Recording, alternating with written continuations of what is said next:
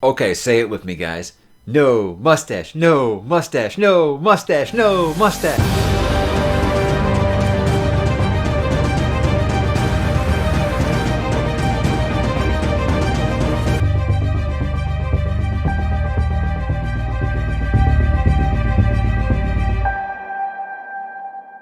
Hey, what's up, bookworms? Mike coming back at you without a mustache to talk about another weekly update. Yes, I had a job interview, guys, and it just had to all come off, and I don't regret when a mustache has to come off because I'm not a fan.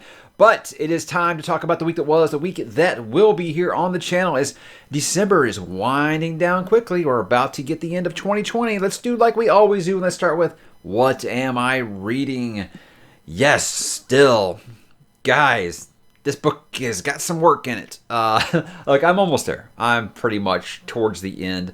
The journey is winding down. We are reaching the scouring of the Shire kind of part of the book now. And I'll have plenty of thoughts about it here pretty soon. But it's one of those things where I feel like all the parts I like, I want to give credit to King, and all the parts I dislike, I want to give the blame to Straub. It's like that kind of to use an analogy that I like to use a lot with WWE fans, is it seems like now every time something's going really well on WWE, they want to give the credit to Triple H. But every time something's going bad, they want to blame Vince McMahon. That's kind of how I feel with this. But I'll get more into it in detail when I get to that review. But to kind of lighten the load a little bit, I started reading Kings of Paradise by Richard Nell. This is going to be my last book of 2020. This book is dark, guys. Holy hell. I had no idea that it was quite like that.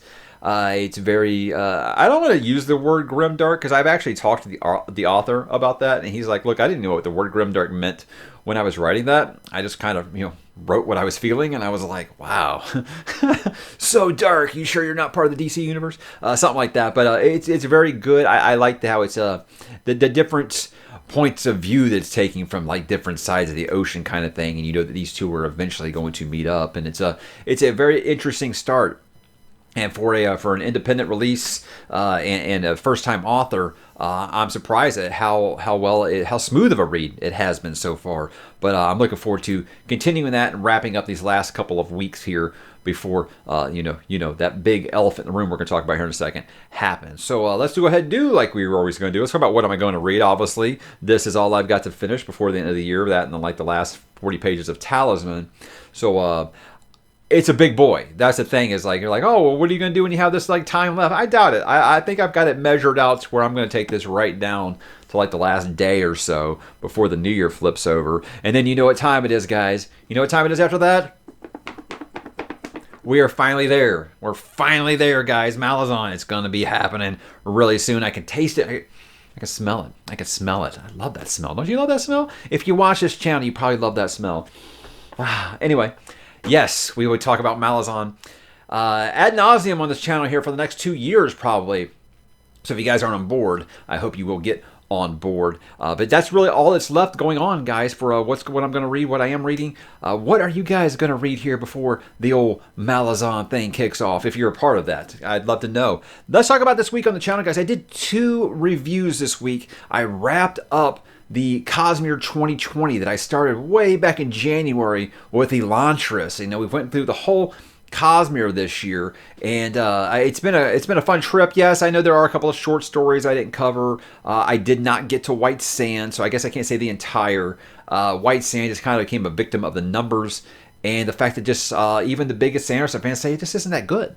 So it was one of those things I said, okay, I don't have a problem letting that one fall off the schedule. And but Mistborn, we talked about Mistborn Era 2 we've covered. We've done all Stormlight Archive. It's been fun. It's been a good time, and wrapping it up by talking about Rhythm of War. I got a lot of flack for it where I put it out. People are like, you're just now putting out Rhythm of War? I feel like every other booktuber's already done that. And I'm like, well, what can I say? I actually read the books, so. Also did a review for Kings of the Wild by Nicholas Eames. And I think that when I say this book was a pleasant surprise, I think that's kind of surprising to some people because everyone's like, what do you mean? I told you it was great. Well, a lot of people tell you that things are great and then you get to them and they're just not. So when there was a book that was that popular, I went into it thinking, okay, well, I feel like I've got some expectations now, and it exceeded them. It really did. It was a good time. It's more than just the classic rock references. Yeah, sure, those are cool and all, but that does not a good book make. It was a very, very charming tale. And I loved the way he wrote those 5 main characters. And yes, there are 5 main characters, and I enjoyed every minute of it, and it made me sad that I probably won't be seeing those characters again. So yeah, check that review if you like. I did get some pushback in that because I referenced Gabe as the lead guitarist and Clay Cooper as the front man. Look, guys, here's why I did that. Because I had one guy even ask me, did you even read the book? Here's the thing. Yes, I know Gabriel was the leader of Saga. My whole deal was sometimes the guitarist can be the leader of the band. I looked at Clay Cooper as the frontman because the book was from his point of view. So it was hard for me not to look at him as the leader. Yes, I understood that he was not the leader. I'm saying I viewed it that way. And again, sometimes the number 2 or the lead guitar player can be the frontman. You ever heard of Van fucking Halen? I'm sure you have. I did my channel read-along FAQ for Malazan. This was something I felt like I wanted to do when we got really close. So we're 2 weeks away as of yesterday from the actual start date for the channel read-along.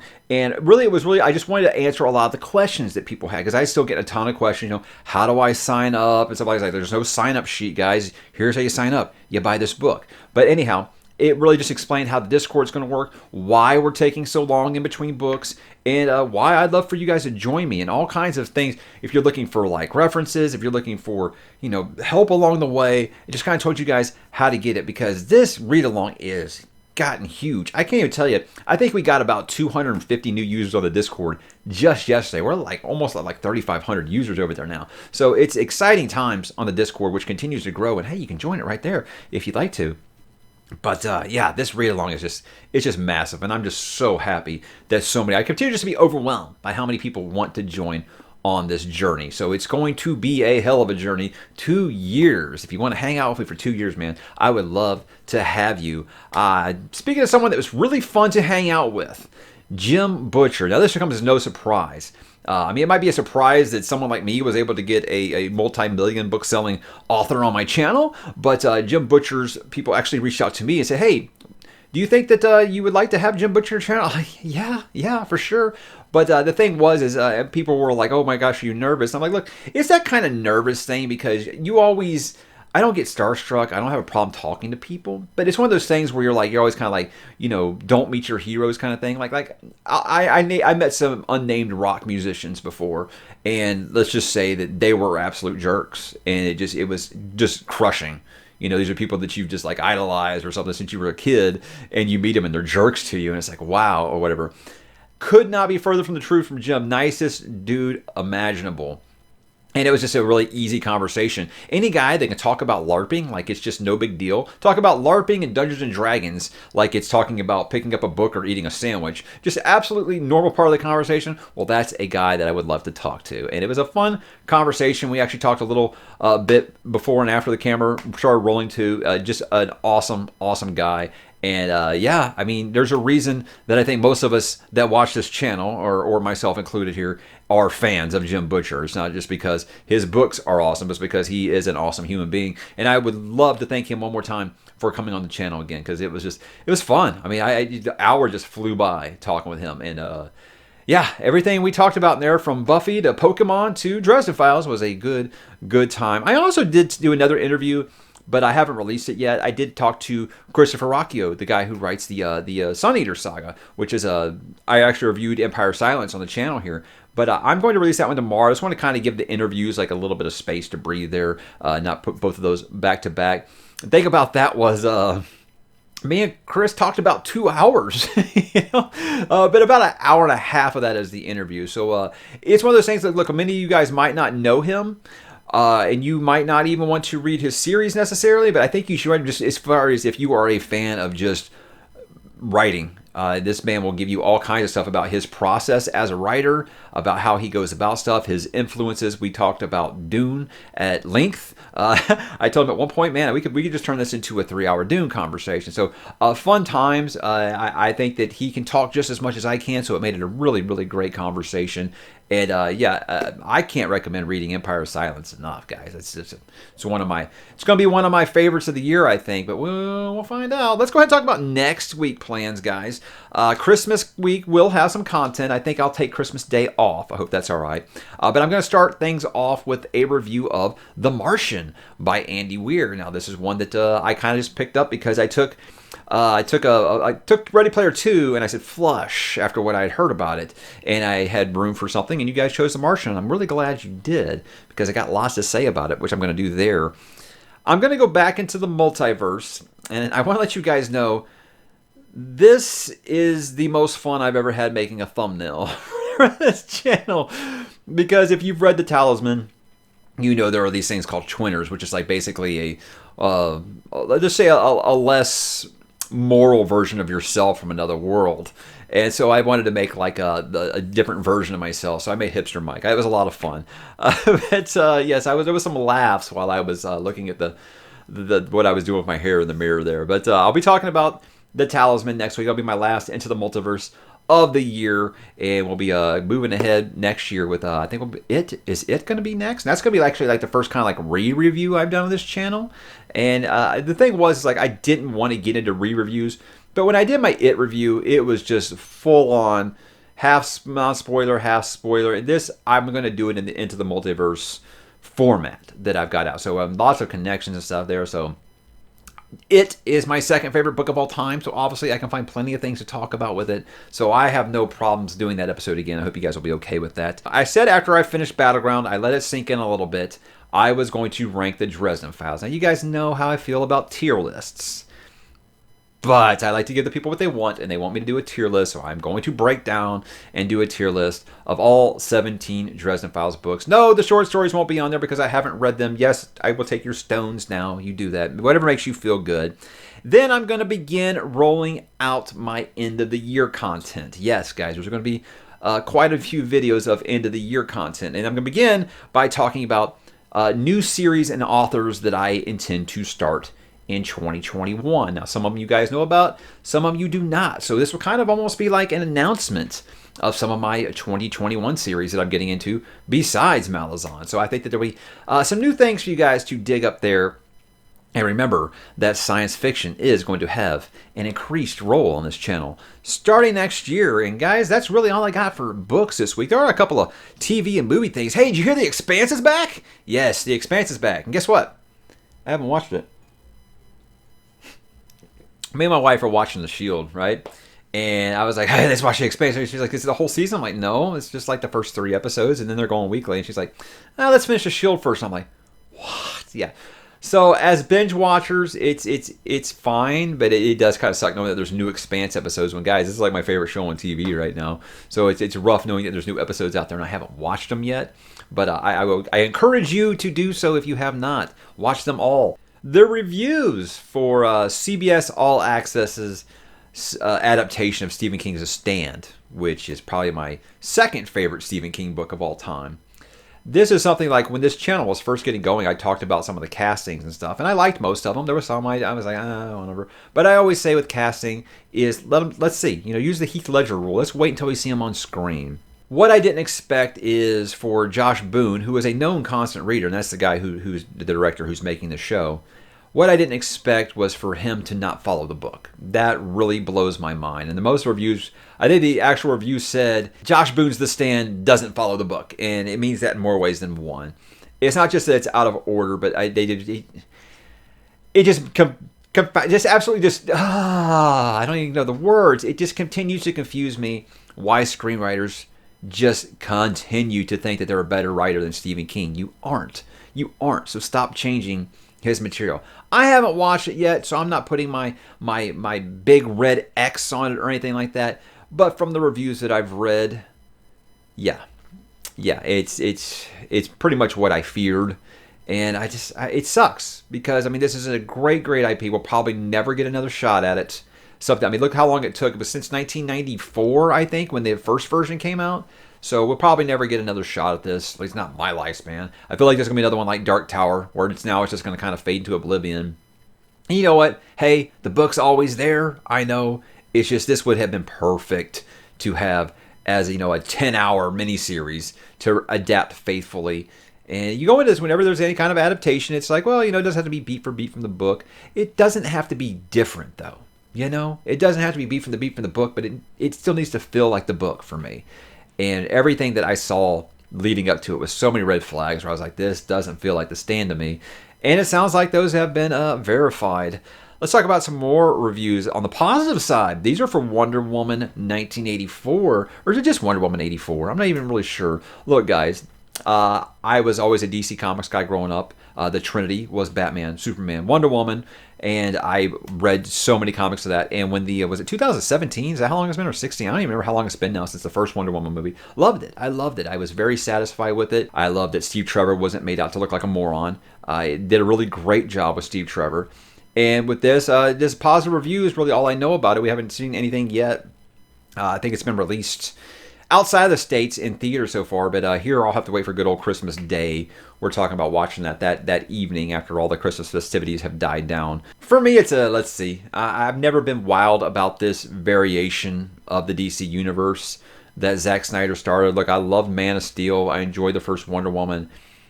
The rest of it's been kind of hit or miss for me, and mostly miss.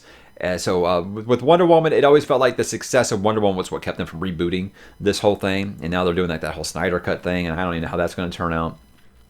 But with this, it's like, yeah, Gal Gadot's great, and Patty Jenkins seems to know what she's doing. Patty Jenkins is moving on to Star Wars after this, so I don't know if this is going to be the last Wonder Woman movie or not. But anyway, I really don't know what to expect, because I do have a couple of concerns about it. But I'm going to go into it with an open mind. I love the character, and I really enjoyed what they did in the first movie. So I'm hoping to get more of the same in this one. And that leads me to Disney Plus, where I was talking about how Patty Jenkins is going to be doing this new Star Wars thing.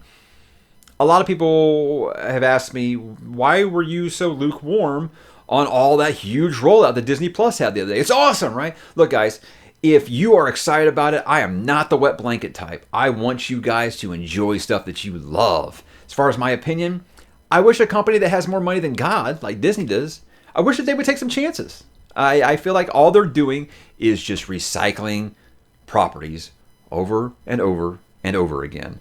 And they're doing it in a much less interesting way. Look, I enjoy The Mandalorian. I'm having a great time with it. I don't think it's as good as everybody acts like it is, but it's really enjoyable. I'm having a great time with it. At least it feels like Star Wars, right? I don't need 40 new Star Wars series. I don't need 30 new Marvel series. I have no interest in any of the stuff that Marvel's doing on Disney Plus right now. And again, I think it's awesome if you do. I know there's a lot of people who are just hyped like hell about WandaVision. Could not care less. To me, the MCU kind of ended with Endgame. That was kind of the peak, and now it's all going to be downhill from here. I could be wrong. To me, all I'm looking forward to is Guardians of the Galaxy, because I felt like that was the only series out there that was really taking chances, because James Gunn actually, isn't just a company man. He actually has like fresh ideas. So I feel like I still want that. Everything else, I take it or leave it. I don't have any enthusiasm for it at this point. And I hear a lot of people like I think it was God, what's that guy's name? Jeez. He used to run Collider Movie Talk. What was his name? John Campea. John Campea was saying after that lineup rolled out that they just basically smacked HBO Max and Netflix in the dick. And I'm like, are you serious right now? Really? Look, I don't do the whole brand loyalty thing. I'm like, okay, give me good, fresh, original content, and that's what I'm going to be there for. Netflix still takes chances. Do they all land? No, they don't. But do they take chances? Yes, they do. I don't feel like Disney Plus will ever have their Stranger Things, because they don't take chances. All they do is just keep doing more Star Wars, more Marvel. And for some people, that's enough. For me, it's not. I need some fresh creativity, and I don't feel like they're bringing it anymore. So that makes me the Grinch. It is what it is. People just asked why I wasn't excited about all of it, because there was a point where I was like, yes, give me all of the new Star Wars stuff. And then when I saw how they just basically disrespected the EU and things like that, So with the new stuff, sure, I'm sure they'll have some hits. They'll have some misses. Inevitably, it's going to happen. I hope that we see more hits. I hope we see people not scared. Like Patty Jenkins was actually talking about Star Wars EU novels. So this is great. I would hope that does continue to happen. I think they're trending in the right direction. I just can't get excited about Disney Star Wars anymore, because I don't trust them. They've got to earn my trust back. They're the Brent Weeks of this stuff. They've got to earn my trust back. So that's where I'm at, guys. I do have a couple of gaming things before I go. Look, Cyberpunk, now that people have calmed down a little bit, I feel like basically it's the same thing I talked about last week. I'm not going to recycle what I said then. You can go back there and find that a lot of people weren't happy with that. I have the game on PC, and I haven't started it. I know a lot of people are like, well, I thought you said you were going to wait. I had the Steam credit burning a hole in my pocket from when I returned Red Dead Redemption 2, but I still haven't played it. I'm still going to wait for those patches to come out.